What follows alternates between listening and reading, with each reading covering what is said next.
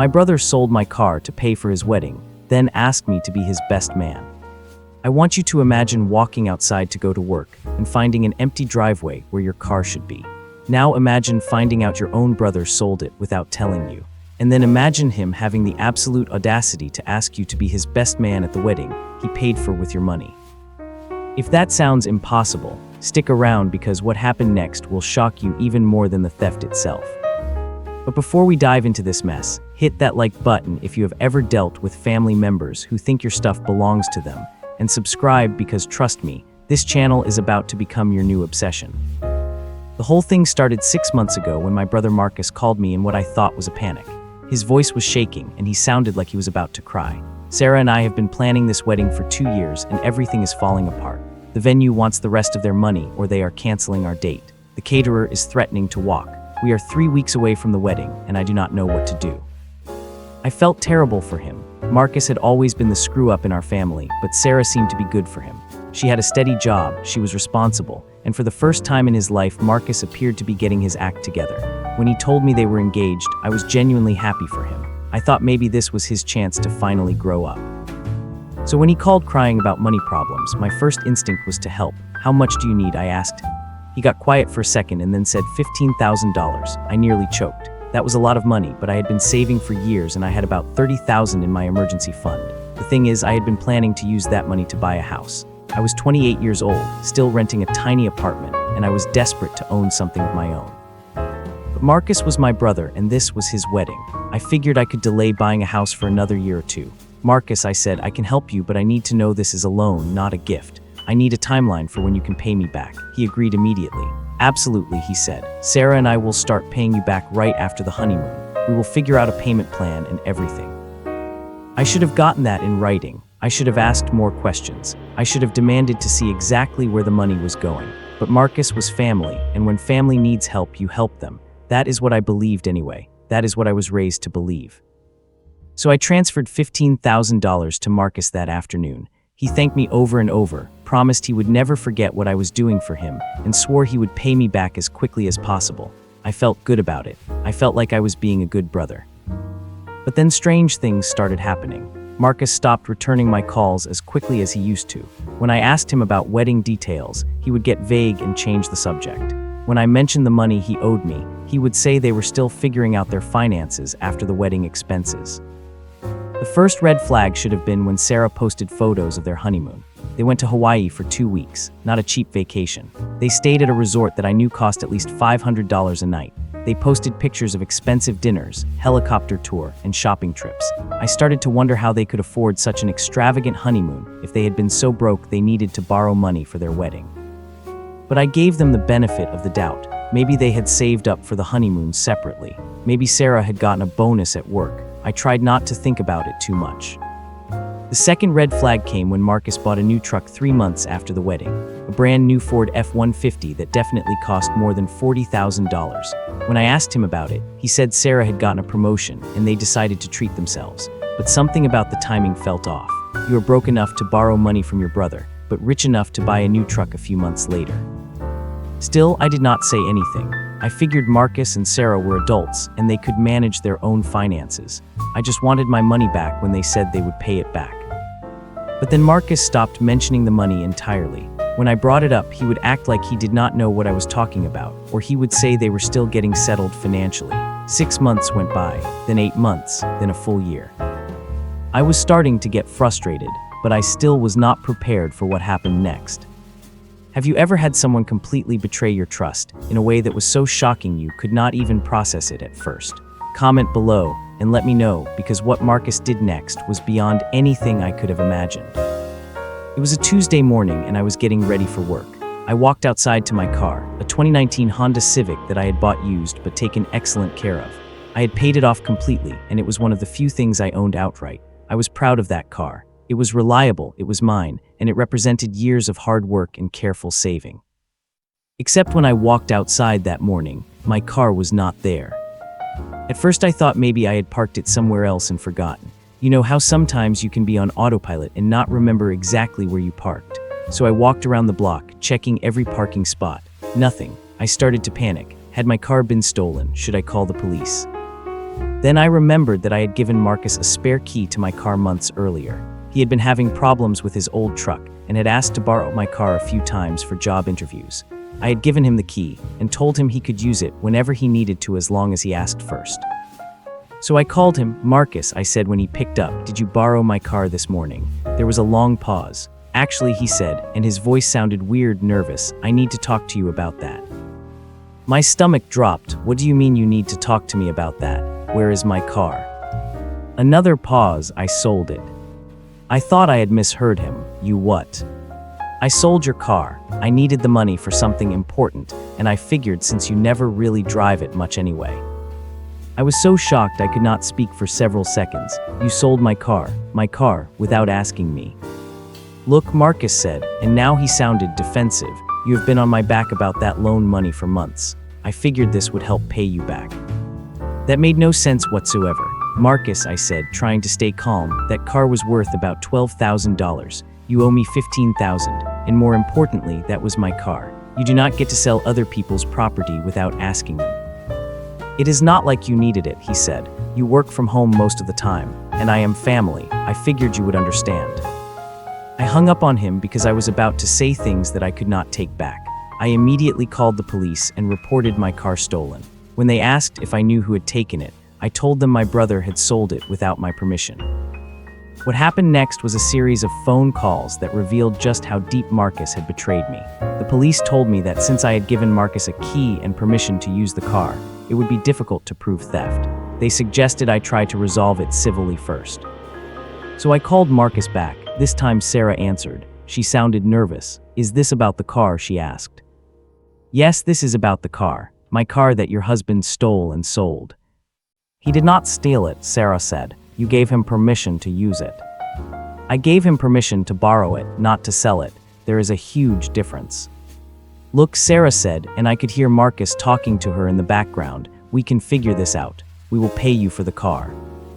When I asked, "You have owed me $15,000 for over a year, and you have not paid me a penny. Now you owe me for my car too. When exactly are you planning to pay me back?" "We just need some time," Sarah said. "Marcus just started a new job, and once he gets his first few paychecks, we can start making payments." That was when I realized they had no intention of ever paying me back. They had borrowed money they could not afford to pay back, and now they had stolen and sold my car to pay for whatever financial mess they had gotten themselves into since the wedding. But the story does not end there. Oh no, it gets so much worse. 2 weeks later, Marcus called me again. This time he sounded completely normal, like nothing had happened. "Hey brother," he said, "I have some exciting news." I was not in the mood for small talk. "What do you want, Marcus?" "I want you to be my best man." I thought he was joking. "What are you talking about? You are already married." "Not for my wedding," Marcus said. "For my friend Jake's wedding. He asked me to be his best man and I get to choose my groomsman. I want you to be my number 2 guy." I was so confused I did not know how to respond. "Marcus, you stole my car 2 weeks ago. You have owed me money for over a year. Why on earth would you think I want to be in a wedding with you?" "Come on," Marcus said, "do not be like that. We are family. This is important to me." That was when it hit me. Marcus genuinely believed that what he had done was acceptable. He thought that because we were family, he was entitled to my money and my car. He thought that I should just get over it and move on like nothing had happened. You want to know what I did next? Let me tell you, it was not what Marcus was expecting. I realized that being nice and trying to work things out civilly was not going to work with Marcus. He did not respect boundaries, and he did not take responsibility for his actions, so I decided to handle things differently. First, I called a lawyer. I explained the situation and asked what my options were. The lawyer told me that since I had documentation of the loan and proof that the car was registered in my name, I had several legal options. I could sue Marcus for the money he owed me plus the value of the car. I could also file a police report for theft and conversion of property. The lawyer also told me something interesting. Since Marcus had sold a car that did not belong to him, the person who bought the car could potentially lose it if I pursued legal action. The sale was not legally valid because Marcus did not have the right to sell the car in the first place. So I started making phone calls. I contacted the DMV and found out who had bought my car. It turned out to be a used car dealership across town. I called them and explained the situation. The manager was not happy to hear that they had unknowingly bought a stolen car, and they told me they would need to see legal documentation before they would do anything about it. That was fine with me. I was prepared to take this as far as I needed to go. But before I filed any lawsuits, I decided to give Marcus one last chance to make things right. I called him and laid out exactly what was going to happen if he did not return my car and pay me back. Marcus, I said, I have talked to a lawyer and I know exactly what my options are. You have 1 week to get my car back and start making payments on the money you owe me. If you do not, I am going to sue you for theft, fraud, and breach of contract. I am also going to file criminal charges if I have to. Marcus laughed. You would not do that to family. Watch me, I said. You are being ridiculous, Marcus said. It is just money and it is just a car. Why are you making such a big deal out of this? That was when I realized that Marcus was never going to understand what he had done wrong. In his mind, my money and my property were somehow his to use whenever he wanted. He genuinely could not comprehend why I was upset. So I stopped trying to reason with him and started taking action. The next day I filed a lawsuit against Marcus for $15,000 plus $12,000 for the car, plus interest and legal fees. I also filed a police report for theft and fraud, and I contacted the dealership that had bought my car and provided them with all the legal documentation they needed to verify that the sale had been illegal. But here is where the story gets really interesting. Remember how Marcus had asked me to be his groomsman for his friend Jake's wedding? Well, it turned out that Jake was someone I knew too. We had gone to college together and had stayed in touch on social media over the years. So I reached out to Jake and told him what Marcus had done. I did not ask Jake to uninvite Marcus from the wedding. I just thought Jake should know what kind of person he was choosing as his best man. Jake was horrified. He had no idea that Marcus had stolen from his own brother. Jake told me that Marcus had been bragging about how close he and I were and how I would do anything for family. Marcus had been using our relationship to make himself look good to his friends. Jake decided that he did not want Marcus as his best man anymore. He called Marcus and told him that he had found out about the situation with me and that he was uncomfortable having Marcus in such an important role in his wedding. Marcus was furious. He called me screaming about how I had ruined his friendship with Jake and destroyed his reputation. He accused me of being vindictive and petty. He said I was trying to turn everyone against him over money. But here is the thing that Marcus could not understand. This was not about money anymore. This was about respect and basic human decency. When you borrow money from someone, you pay it back. When someone trusts you with their property, you do not sell it. These are not complicated concepts. If you are enjoying this story and you want to see how this situation finally got resolved, make sure to hit that like button and subscribe to the channel because trust me, you are not going to believe what happened when Marcus finally had to face the consequences of his actions. The legal process moved faster than I expected. Within a month, I had a court date scheduled. Marcus hired a lawyer, which surprised me because I did not think he had money for legal fees, but apparently he found the money somewhere.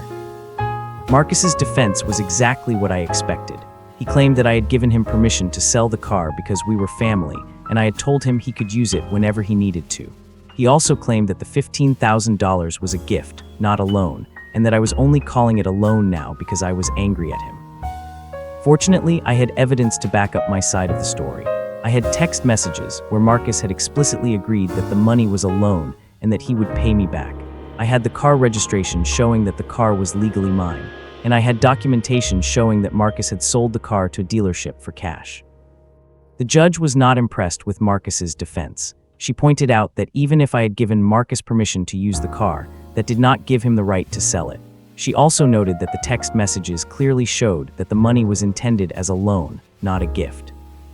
Marcus was ordered to pay me back the full amount he owed me, plus the value of my car, plus interest and court costs. The total came to almost $30,000. But winning in court was only half the battle. Now I had to actually collect the money from Marcus, and I knew that was not going to be easy. Marcus immediately started claiming that he could not afford to pay me back. He said he would have to file for bankruptcy if I tried to collect the judgment. He begged me to accept a payment plan of $50 a month, which would have taken him 50 years to pay me back. I was not interested in dragging this out for the rest of my life, so I decided to get creative. I hired a private investigator to look into Marcus's finances. What the PI found was very interesting. Marcus and Sarah were not as broke as they claimed to be. They had significant assets, including the new truck Marcus had bought, a boat that he had purchased recently, and a savings account with several $1,000s in it. They also had been lying about their income. Sarah was making more money than they had claimed, and Marcus had been working under the table doing construction jobs that he had not reported to the court.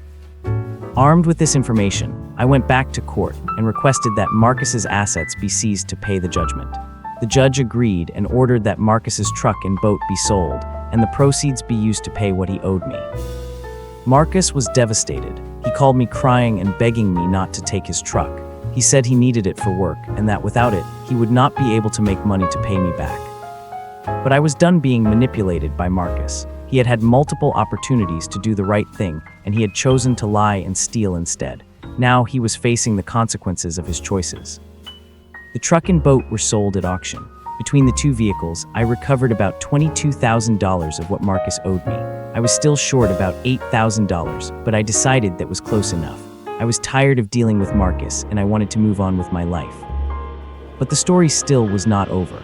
The fallout from this situation affected our entire family in ways I had not expected. Our parents had tried to stay neutral during the legal proceedings, but once it became clear that Marcus had actually stolen from me, they started to see him differently. My father was especially disappointed because he had always taught us that family should be able to trust each other.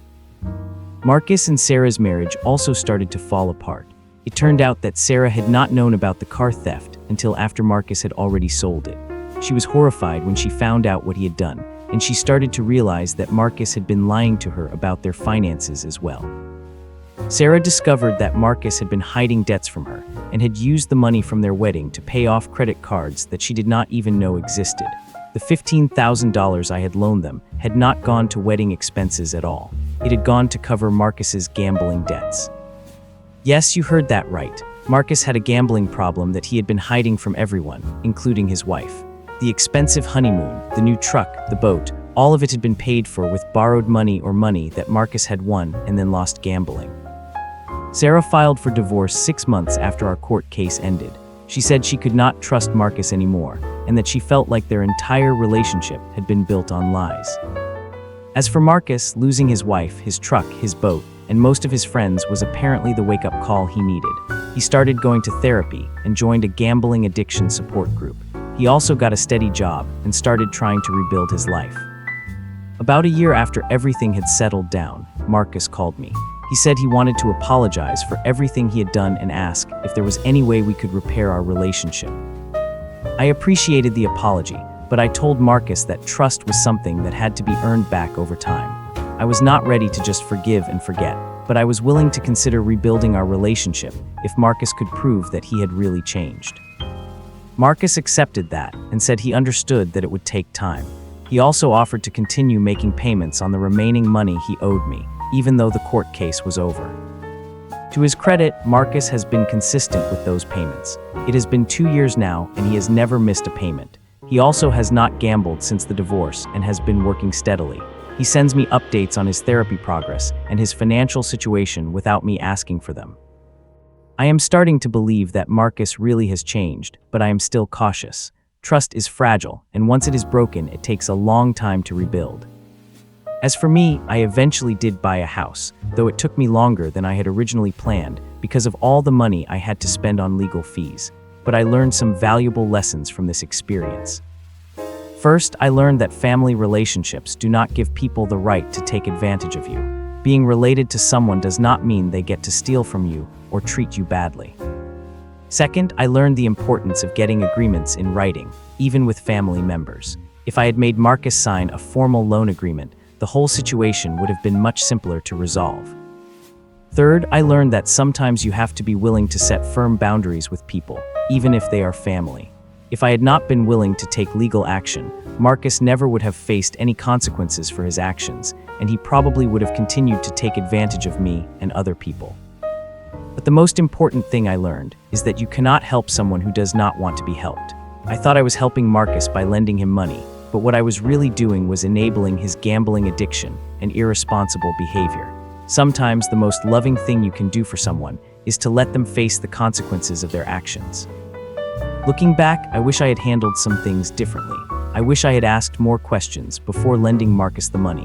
I wish I had been more assertive about getting paid back sooner, and I wish I had recognized the signs of his gambling addiction earlier. But I am proud of myself for standing up for myself when Marcus crossed the line. It would have been easier to just let him get away with stealing my car and never paying me back, but that would not have been good for either of us.